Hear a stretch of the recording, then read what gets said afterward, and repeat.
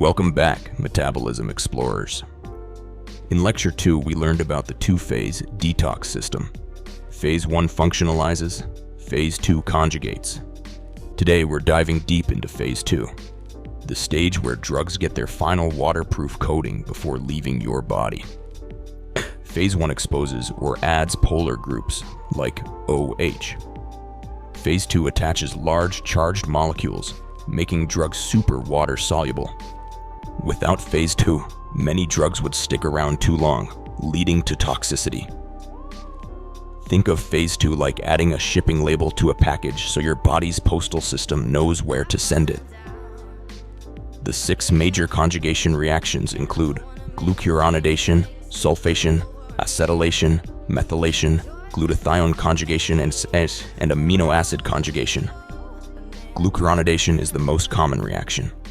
It attaches glucuronic acid to OH, NH2, SH groups. This process makes drugs very water-soluble and usually inactivates them. It has a high capacity and can handle large amounts. For example, acetaminophen is converted to glucuronide for safe elimination. Morphine is converted to morphine-6-glucuronide, which is still active. Bilirubin is also conjugated by your body as waste. Sulfation is a fast but limited reaction. It transfers a sulfate group to OH or NH2 groups. Sulfation is very fast but has low capacity and often competes with glucuronidation. It can sometimes activate drugs. For example, acetaminophen can be converted to a sulfate conjugate as a minor pathway. Minoxidil, a hair growth drug, is activated by sulfation. Acetylation adds an acetyl group to NH2 groups. Watch out!